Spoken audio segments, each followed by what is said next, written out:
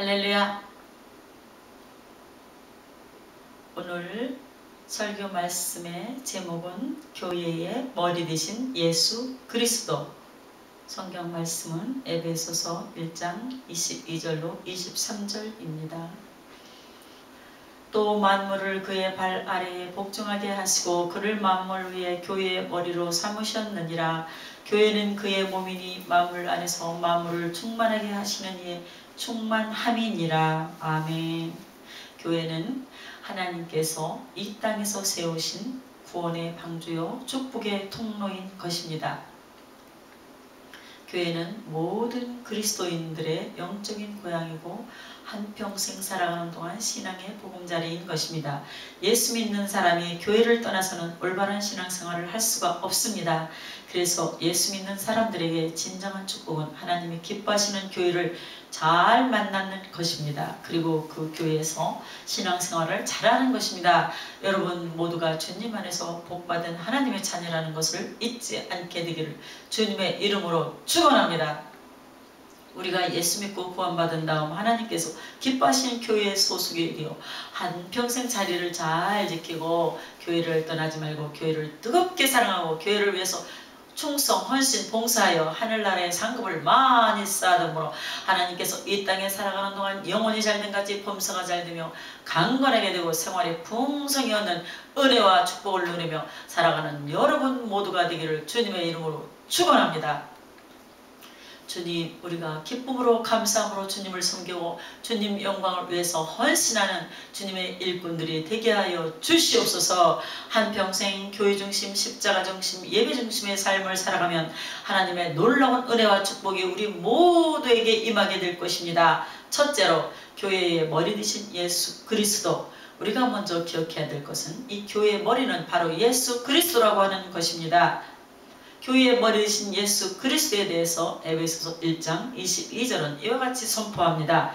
또 만물을 그의 발 아래 복종하게 하시고 그를 만물 위에 교회의 머리로 삼으셨느니라. 교회의 머리는 예수 그리스도이십니다. 골로새서 1장 18절은 이와 같이 말씀하십니다. 그는 몸인 교회의 머리시라. 그가 근본이시니 죽은 자들 가운데서 먼저 나신 이시니 이는 친히 만물의 으뜸이 되려 하심이요.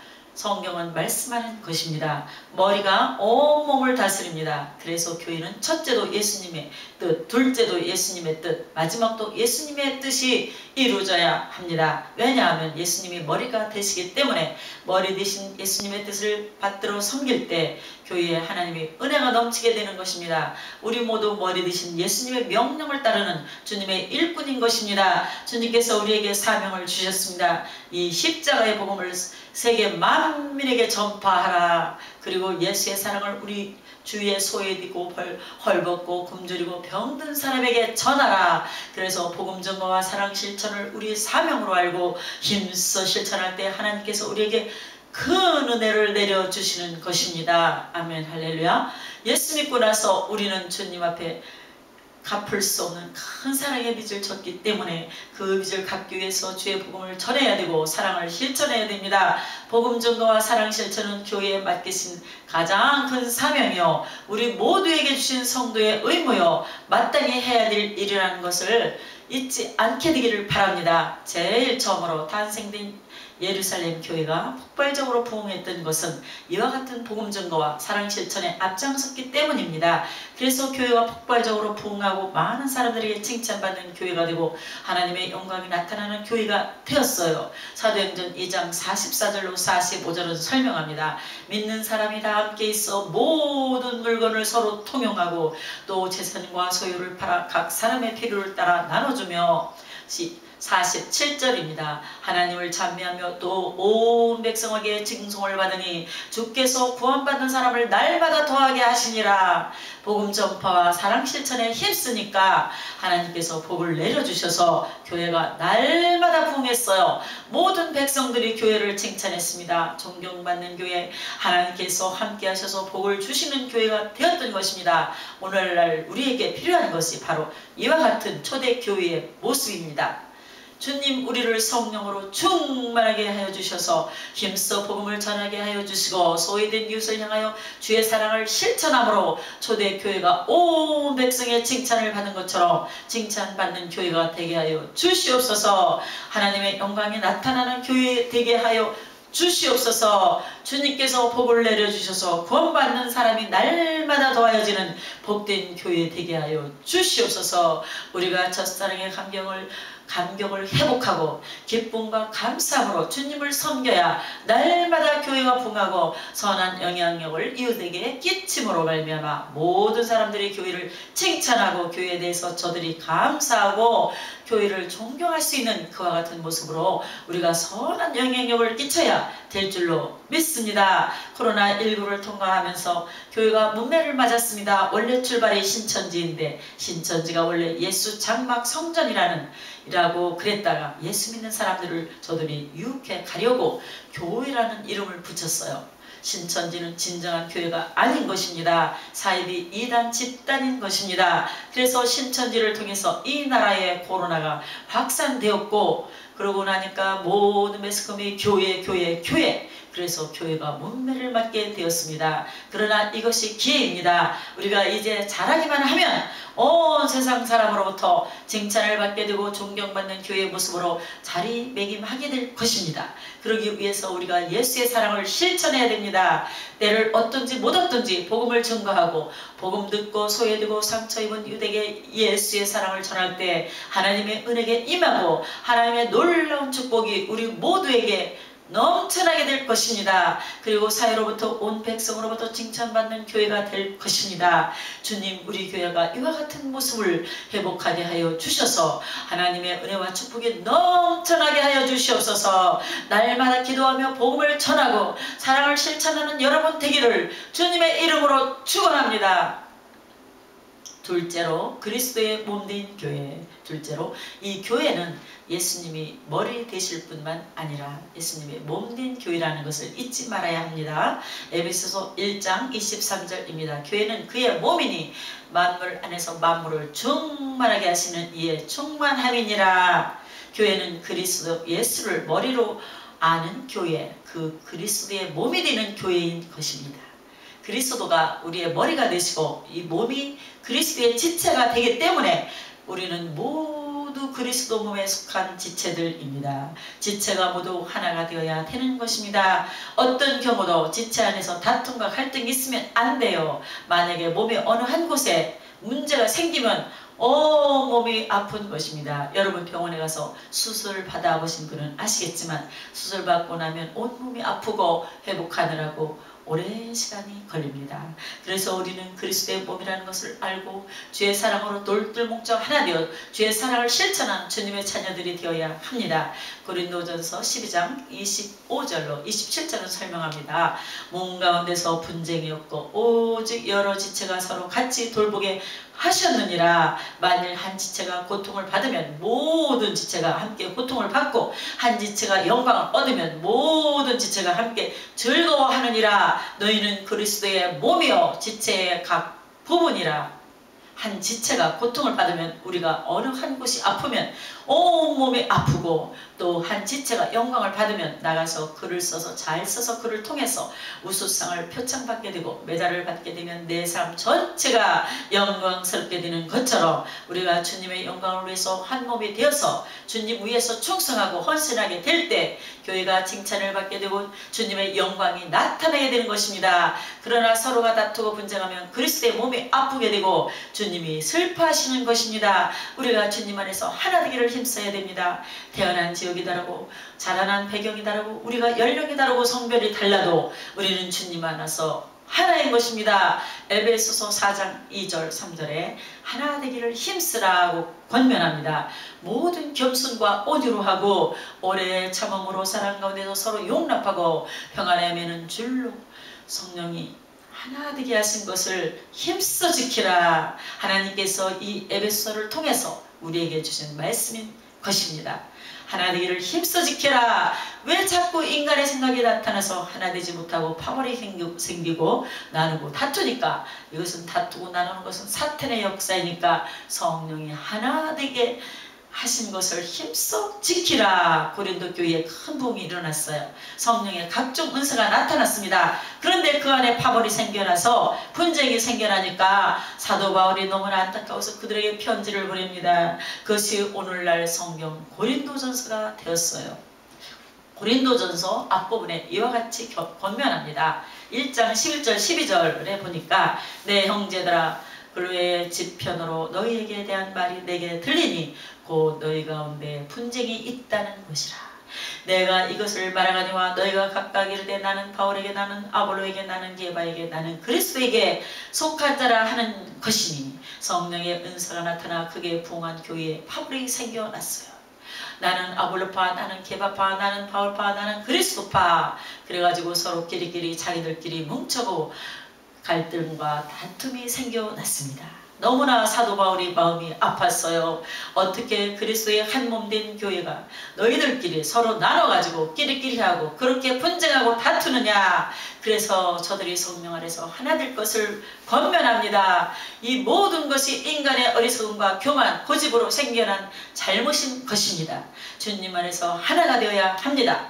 분열과 다툼은 이유를 막론하고 이것은 하나님이 기뻐하지 않는 일이요 마귀의 역사라는 것을 잊지 말아야 합니다. 그래서 갈라디아서 5장 15절에 이와 같이 권면합니다.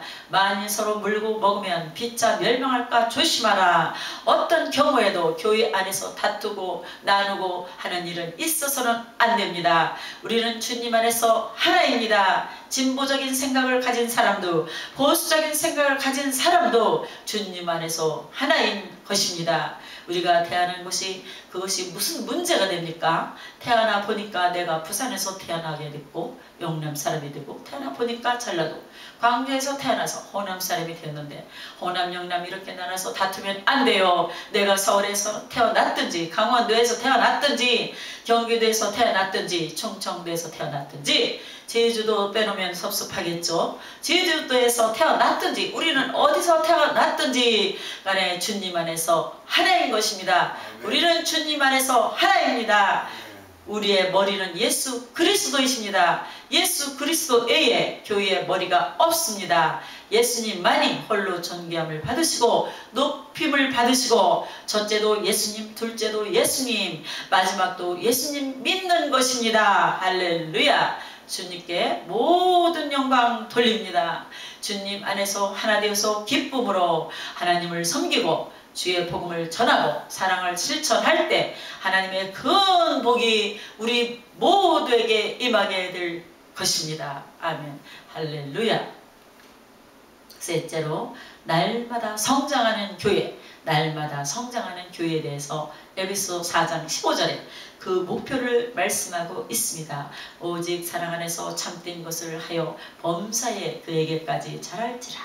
그는 머리니 곧 그리스도라. 우리의 성장 목표는 예수 그리스도에 있습니다. 주님 안에서 하나 되어 예수님을 닮아가는 교회, 예수님처럼 인격적으로 성숙해지고 예수님처럼 사랑이 많고 예수님같이 지루와 주님의 은혜를 널리 펼치는 그러한 교회로 성숙해야 되는 것입니다. 예수님을 닮아가지 않으면 세상 사람들에게 손가락질을 당하고 비판을 받게 되는 것입니다. 그래서 예수 믿는 사람은 날마다 성장해야 됩니다. 인격적으로 달라져야 됩니다. 화를 하루에 10번씩 내는 사람들이 예수 믿고 나서는 화를 내지 않는 그런 모습으로, 온유한 그러한 양 같은 모습으로 바뀌어야 되는 것입니다.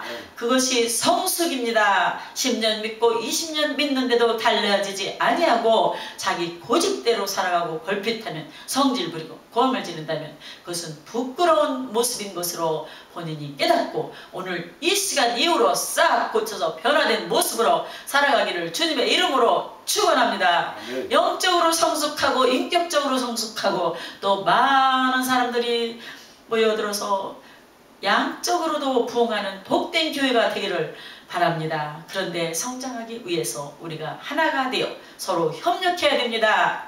에베소 2장 21절 22절입니다.